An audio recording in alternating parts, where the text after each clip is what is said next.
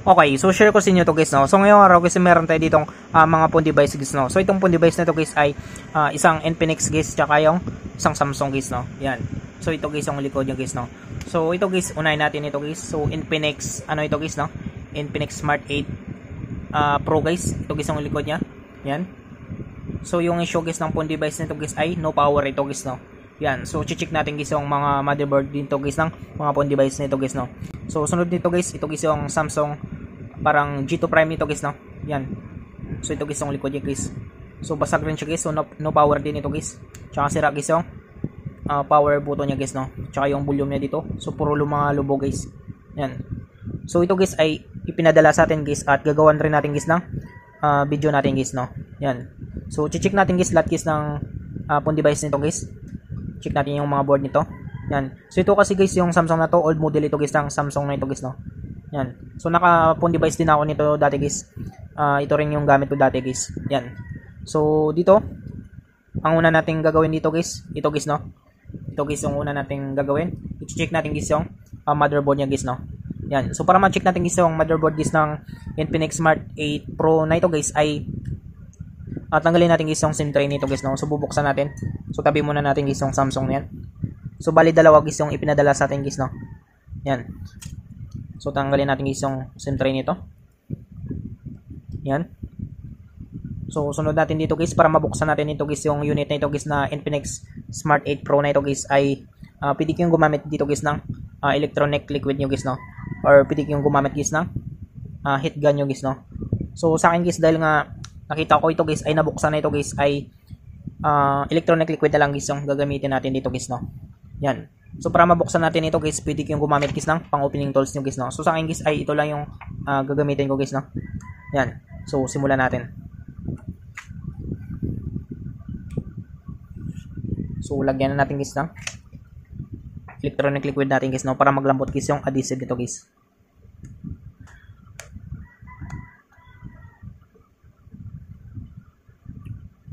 So sa akin guys, ito guys yung gamit ko guys, no, pang mabilisan ito guys.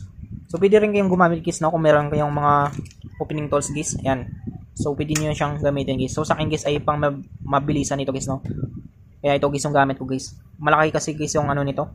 Yan, malawak kasi guys yung parang ano nito guys, no, pang bukasan nito guys. Yan. So papakita ko sa inyo guys, no.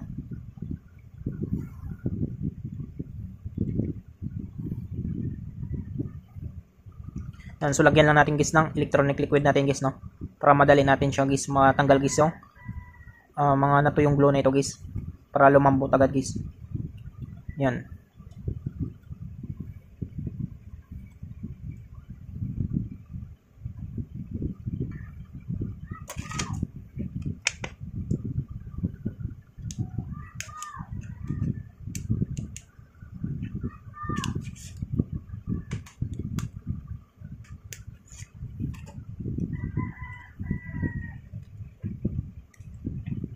So dito guys ay ingat kayo dito guys, no. Meron kasi siya ditong fingerprint sensor guys.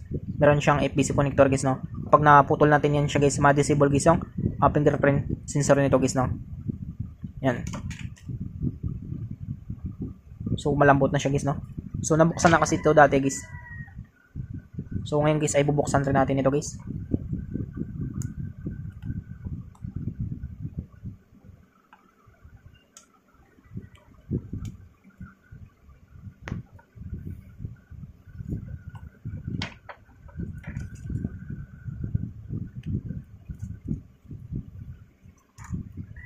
So dandahan natin guys, no.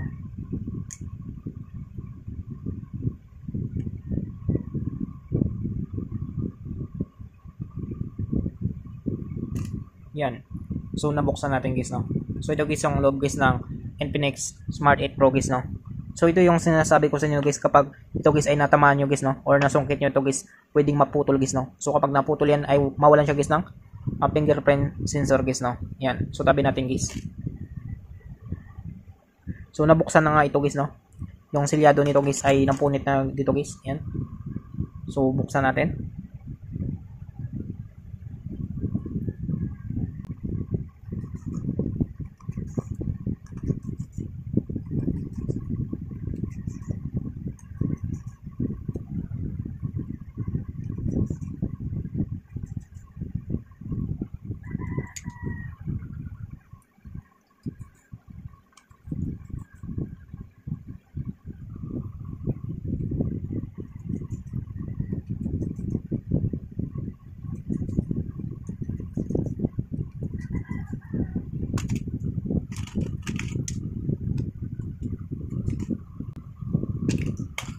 So ayan siya guys, no. So lahat guys ng mga bolts guys ay natanggal natin guys, no. So meron pa pala ditong isa guys.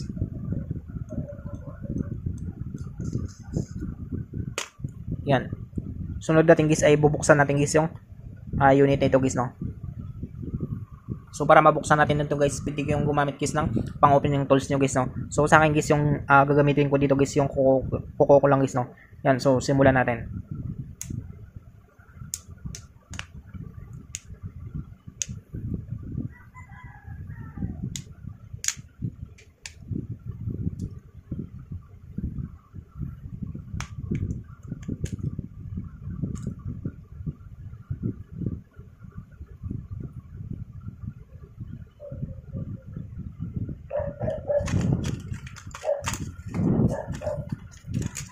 So tanggalin natin guys yung PC connector guys ng battery nito guys, no.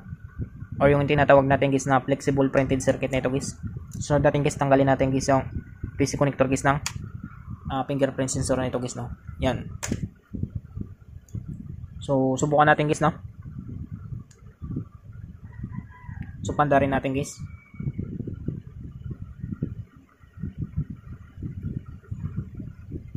So nabasa ito guys, no. Nag-red na guys yung ano niya.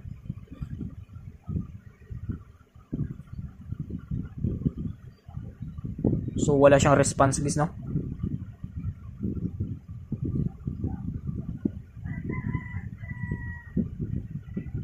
So wala guys. Wala siyang vibrate. So try natin guys, no. Salpakan natin guys ng charger. Subukan natin kapag mag-response guys. So wala guys, no. Wala siyang vibrate. Light indicator guys, wala guys. Yan. So patay ito guys yung unit na ito guys, no. So check natin guys yung motherboard nito guys.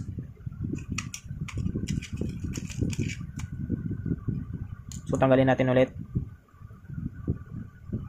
Yan. So subukan natin ito guys, no. I-check natin guys yung motherboard niya guys. So dito natin malaman guys kung meron siyang shorted guys, no, kung bakit hindi siya nagpa-power guys. Nabagsak kasi ito guys, nabasag guys yung LCD niya guys. So dito guys sa analog tester natin guys ay gagamit tayo dito guys ng times 1 guys, no. 150 mA with continuity guys. So subukan natin guys yung continuity nito guys, no.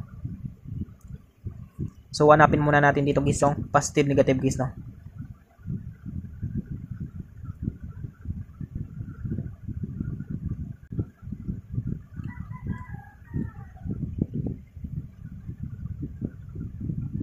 So ayan siya guys, no. So dapat guys ay papalo ito guys, no. So positive sa positive tayo guys, negative sa negative guys. Yung positive guys lagay natin sa positive at yung negative guys ay ilalagay natin guys sa negative guys, no. So dapat guys papalo ito guys, no. Yan. So kung makita nyo guys, no. So pumapalo siya guys. Yan. So baliktarin natin. So wala siyang palo guys, no. Yan. So ibig sabihin guys ay good board guys ang phone device nito guys, no. So isa lang guys yung palo nito guys.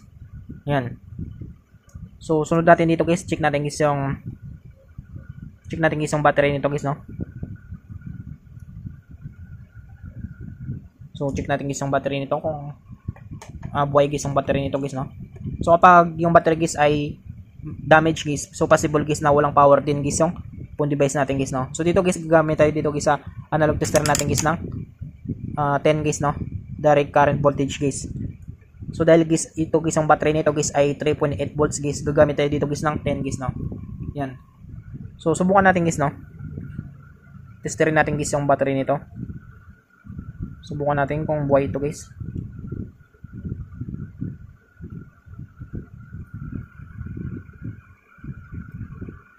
So buhay siya guys, no. May response guys yung battery nito. So dapat papalo ito. Yan. So may palo siya guys, no. So may na lang guys. So hindi siya umabot guys ng 3 guys, no. Yan. Nasa 1.9 guys.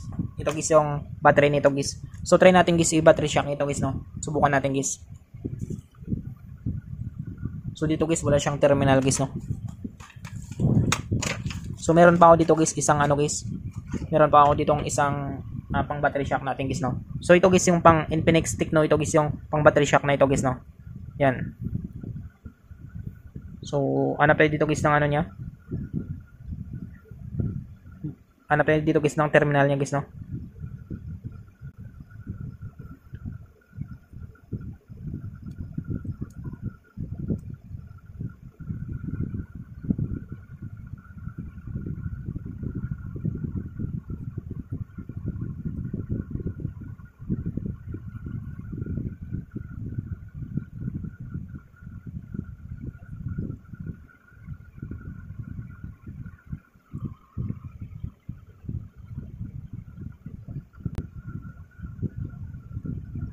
Yan. So ito guys, nakita natin.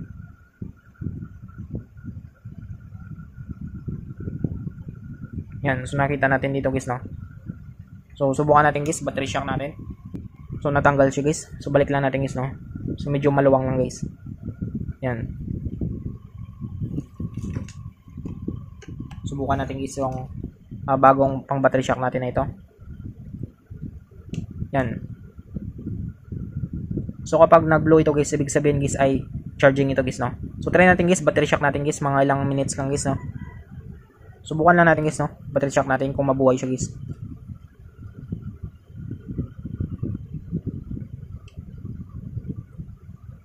Yan. So wait lang natin guys, mga ilang minutes guys, no.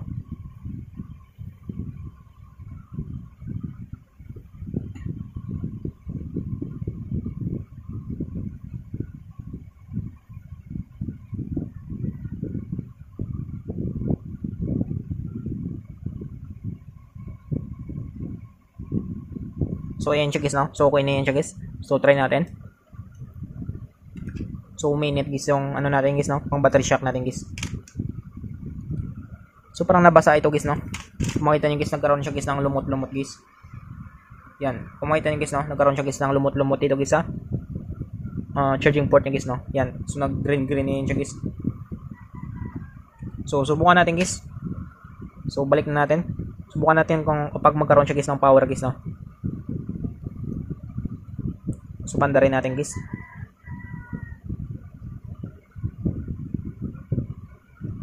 Yan. So nag-vibrate siya guys, no. So meron na siyang vibrate guys. So ulitin natin.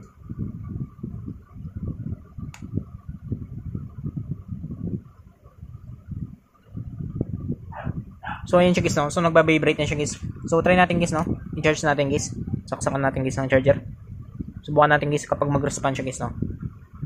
So wala siyang response guys. Pero meron siyang vibrate guys, no. Kapag papanda rin natin. So nabasa pala ito guys. Parang nabasa ito guys dito banda guys, no. Pero sa board niya guys ay wala naman dito ano guys, no. Corrosion guys.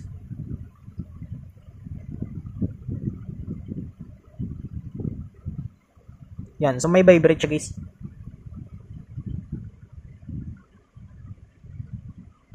Wala lang siyang light indicator guys, no.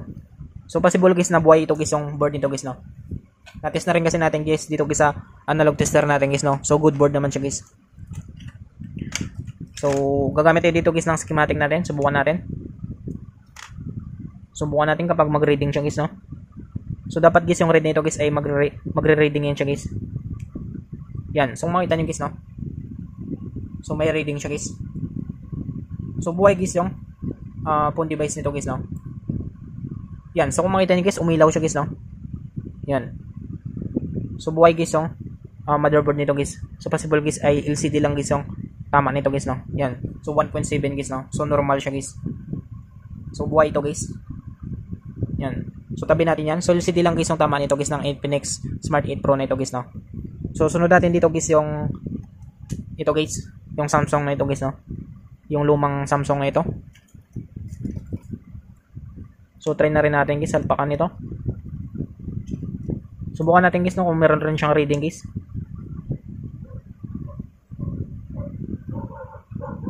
Wala. So wala siyang reading guys. Yan. So wala siyang reading guys, no.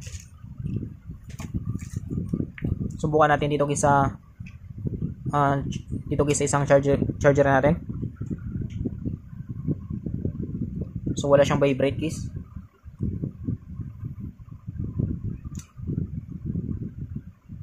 So wala guys, no.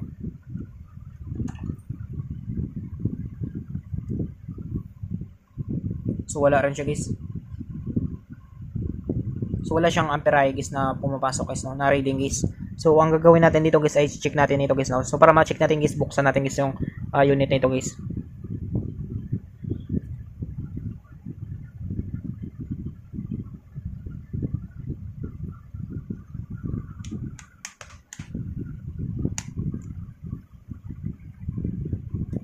Yan.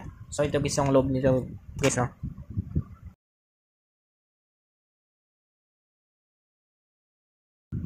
So dito guys, old model ito guys ng Samsung guys, no.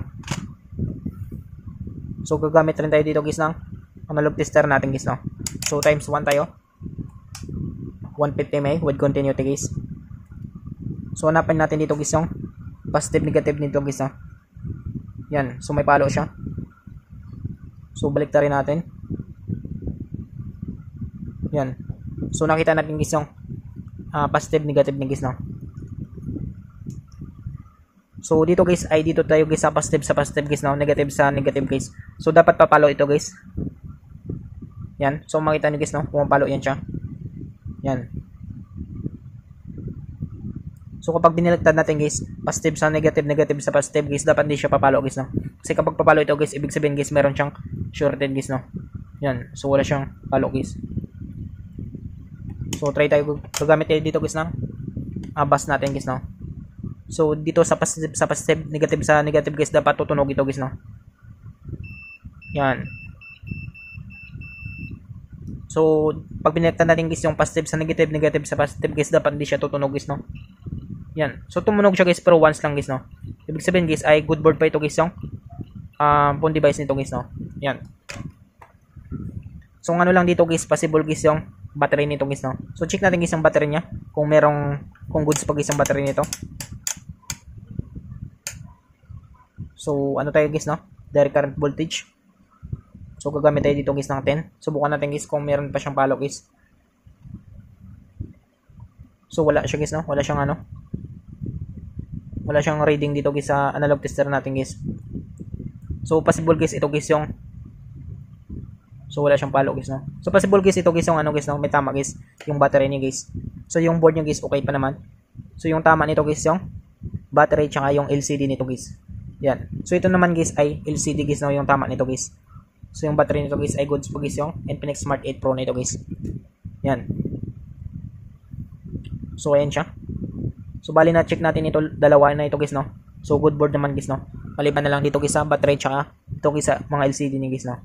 Yan. So yan lang siya guys, no. So ganun lang guys kung paano natin guys ma-check guys yung phone device natin guys na walang power guys, no. Yan. So I hope guys na makatulong sa inyo itong video tutorial natin sa mga bago pa lang sa ating channel guys, no. Huwag natin kalimutan guys i-click guys ang subscribe at yung notification bell button para ma-update ko kayo guys sa susunod natin guys na video tutorial. Thank you guys and God bless sa lahat.